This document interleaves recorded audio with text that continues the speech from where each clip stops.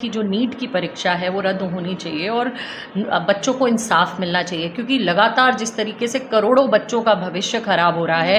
तेलंगाना के साथ जो नाइंसाफ़ी हुई है वो रेवंत रेड्डी जी ने भी कहा है, जिस तरीके से आंध्रा को दिया और तेलंगाना के साथ सौतेला व्यवहार किया वो हमें समझ में आ रहा है, क्योंकि तेलंगाना में कांग्रेस की सरकार है, वो सरकार है जो जनता के लिए काम करना चाहती है। और ये केंद्र सरकार जो एक फर्जी एक जुमला बजट लेकर आई है, लोगों को गुमराह करने वाला बजट लेकर आई है, वो तेलंगाना को पूरी तरीके से, या मैं कहूँ कांग्रेस शासित राज्यों को जिस तरीके से उसने साइडलाइन किया है, नकारा है, वो देश की जनता आज देख रही है। विद सिटी डेवलपर्स की खास पेशकश, जहांगीर पीर दरगाह से 2 किलोमीटर पहले 6,000 रुपए पर स्क्वायर यार्ड, शमशाबाद एयरपोर्ट से कुछ ही दूरी, तो जल्द से जल्द हमसे रब्त अदा करें। With city developers private limited, behind choice function hall, VIP colony, Chandrayan Gutta, Hyderabad.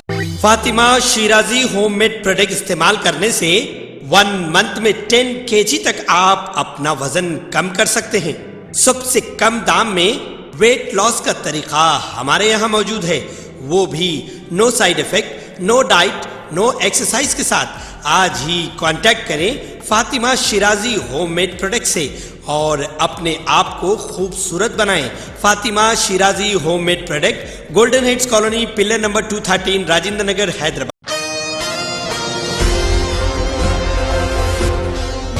Congress हुकूमत व बिलखसूस तेलंगाना रियासत के चीफ मिनिस्टर, जो कि इंतखाबात के दौरान किए जाने वाले प्रजा पालना स्कीम के तहत तमाम वादों को पूरा करने के लिए इंतहाई ज़्यादा पुरअज़म है।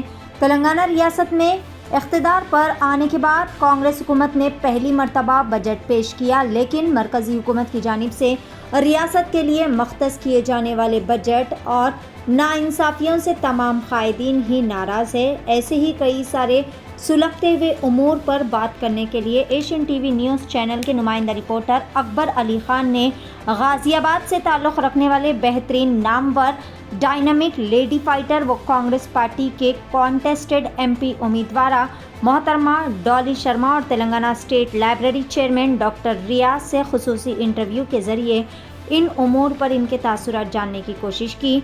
मोहतरमा डॉली शर्मा, जो कि हैदराबाद के दौरे पर है, उन्होंने एशियन टीवी न्यूज़ से खुसूसी खिताब करते हुए पहले तो एशियन टीवी न्यूज़ चैनल की बेहतरीन कारकर्दगी की खूब ज़्यादा तारीफ़ें की और फिर मरकज़ी हुकूमत की जानिब से ना सिर्फ रियासत तेलंगाना बल्कि जहां कहीं पर भी कांग्रेस सरकार इख्तिदार में है वहां पर सौतेला सलूक करने पर शदीद बरहमी व नाराज़गी का इज़हार किया। मज़ीद इन्होंने नीट की कंट्रोवर्सी पर भी अपने कीमती मशवरे देते हुए कहा कि नौजवानों को इंसाफ मिलना चाहिए। बार बार पेपर लीक के मसले से नौजवानों का मुस्तकबिल ख़राब हो रहा है। इन्होंने बजट के मामले में भी कहा कि मरकज़ी हुकूमत ने एक जानिब रियासत आंध्र प्रदेश के लिए बेहतरीन और माकूल बजट मुस्तहिक किया है, जबकि रियासत तेलंगाना में जहां कांग्रेस की सरकार है जो कि आवाम की भलाई के लिए काम करना चाहती है, इससे सौतेला सलूक करते हुए नाकाबिल इत्मीनान बख्श यहाँ पर बजट मख्तस किया। मोहतरमा डॉली शर्मा ने एजुकेशन सिस्टम को बेहतर बनाने के लिए भी अपनी कीमती राय पेश की। इन्होंने कहा कि नौजवान नस्ल को बेहतरीन तालीम फराहम करने से ही देश की तरक्की मुमकिन है, लिहाजा यूथ के लिए बेहतरीन से बेहतरीन तालीमी मौक़े फराहम करने की इन्होंने बेहतरीन हिदायत दी।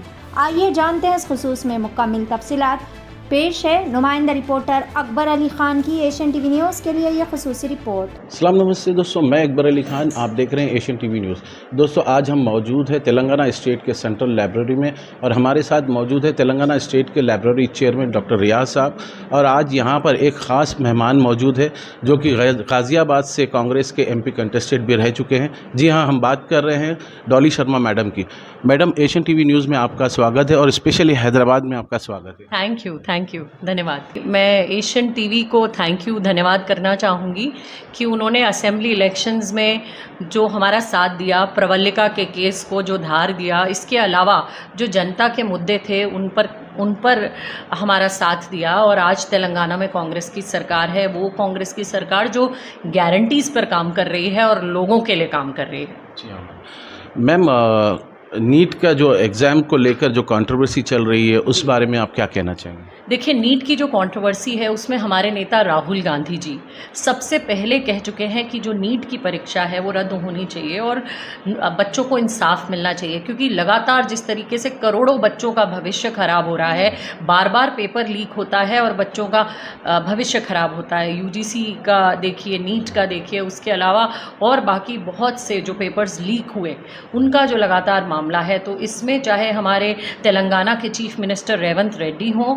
या फिर हमारे देश के नेता जननायक राहुल गांधी हों, चाहे हमारी नेता प्रियंका गांधी हों, हमारे सभी नेताओं ने उसमें देश के बच्चों का, युवाओं का साथ दिया है और हमेशा जहां भी कहीं उनको ज़रूरत होगी वो बच्चों के साथ खड़े रहेंगे। मैडम, जैसे कि कल जो है बजट पेश हुआ है और उसमें तेलंगाना के साथ में जो नाइंसाफ़ी हुई है उस बारे में आप क्या कहना चाहेंगे? तेलंगाना के साथ जो नाइंसाफ़ी हुई है वो रेवंत रेड्डी जी ने भी कहा है, जिस तरीके से आंध्रा को दिया और तेलंगाना के साथ सौतेला व्यवहार किया वो हमें समझ में आ रहा है, क्योंकि तेलंगाना में कांग्रेस की सरकार है, वो सरकार है जो जनता के लिए काम करना चाहती है। और ये केंद्र सरकार जो एक फ़र्ज़ी, एक जुमला बजट लेकर आई है, लोगों को गुमराह करने वाला बजट लेकर आई है, वो तेलंगाना को पूरी तरीके से, या मैं कहूँ कांग्रेस शासित राज्यों को जिस तरीके से उसने साइडलाइन किया है, नकारा है, वो देश की जनता आज देख रही है। लेकिन हमारे चीफ मिनिस्टर रेवंत रेड्डी जी, हमारे कांग्रेस के सभी लीडर्स लोगों के लिए काम करने के लिए प्रतिबद्ध हैं और हम लगातार जनता के लिए काम करते रहेंगे। जी, मैं अगला सवाल मेरा रियाज साहब से है। सर, आज जो है आप स्टेट का बजट वो रिलीज़ हुआ है, उस बारे में आप क्या कहना चाहेंगे? आज का स्टेट का बजट में एजुकेशन के लिए ज़्यादा बजट अलॉट हुए। इससे पहले 10 साल का जो हुकूमत चलाए टीआरएस इलियास बीआरएस, वो लोग एजुकेशन को, एम्प्लॉयमेंट को और मेडिकल सर्विस को पूरा नेगलेक्ट करें।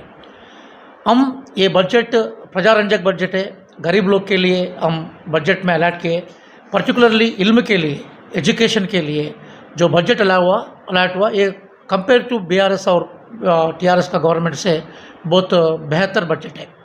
और ये बजट में हम एम्प्लॉयमेंट के लिए भी वादा करें और स्किल डेवलपमेंट यूनिवर्सिटीज़ लगाने के लिए भी वादा करें। We are expecting that this budget will be reflect for the best development of Telangana in future. Sir, जैसे कि डेली आप लाइब्रेरीज़ को घूम रहे हैं, जो लाइब्रेरीज़ बंद पड़े हुए हैं उसमें डेली आपका विजिट हो रहा है, तो इसको लेकर क्या चेंजेस आएंगे सर लाइब्रेरी सिस्टम में? ये लाइब्रेरी का जो मूवमेंट है, वो लाइब्रेरी का मूवमेंट तेलंगाना में इसे इंतज़ाम का ज़माना से एक उजाला, तो एनलाइटमेंट पब्लिक में ला है। जब हैदराबाद स्टेट में लाइब्रेरीज को बहुत इंपॉर्टेंस दिया था और निज़ाम का टाइम में 1892 का कंस्ट्रक्शन है बिल्डिंग, 1832 में इसको रिकन्स्ट्रक्शन करें। मगर आज़ादी के बाद जो लाइब्रेरीज को ऊपर जो इम्पोर्टेंस देना है वो तरीक़ा से इम्पोर्टेंस नहीं दिया।